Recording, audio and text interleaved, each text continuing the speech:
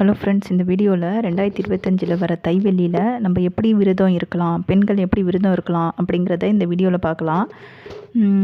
பெண்கள் காலையிலேயே 4 மணிலேருந்து 6 மணி பிரம்ம முகூர்த்தத்திலே எழுந்திரிச்சு குளிச்சுட்டு சாமிக்கு விளக்கேற்றி பூ அலங்காரம்லாம் பண்ணி சாமிக்கு நைவேத்தியம் பண்ணி விளக்கேற்றி வழிபடலாம்.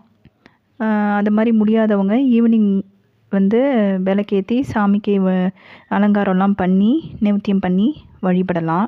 இது வீட்டில் வழிபடுற முறை. இதில் இந்த தைவெள்ளியில் ராகுகாலம் துர்க்கையை வழிபடுறது ரொம்ப விசேஷமானது.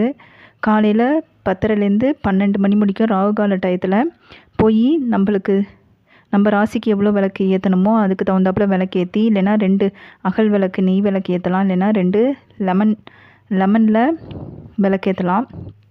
இது நல்ல வேலைவாய்ப்பு கிடைக்கிறதுக்கு, திருமண தடை நீங்கிறதுக்கு, குழந்தை பாக்கியம் பெறத்துக்கு, தீராத நோய் ஏதாவது போகணும் அப்படிங்கிறதெல்லாம் வேண்டிக்கிட்டு இதை மாதிரி விளக்கேற்றினீங்கன்னா கண்டிப்பாக அதெல்லாம் நிறைவேறும்.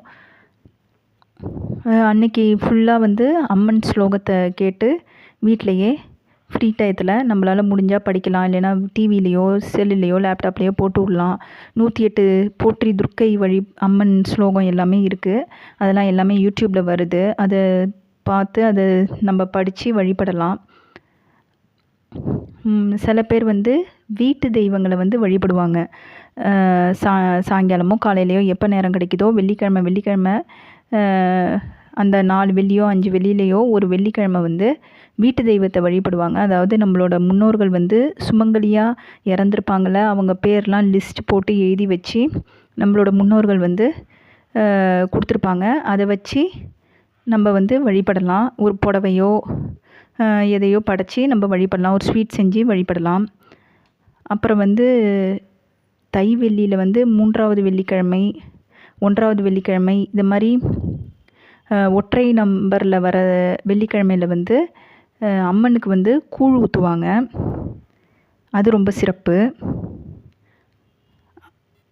பெண்கள்லாம் நம்மளுக்கு குழந்தை பிறக்கணும் அப்படிங்கிறத வேண்டிக்கிட்டு வெள்ளிக்கிழமை அன்னைக்கு அம்மன் கோயிலில் வன்னி மரம், அங்கே அந்த கோயிலில் எது தலைவிரிச்சமோ அந்த மரத்தில் தொட்டில் கட்டி வழிபடுவாங்க.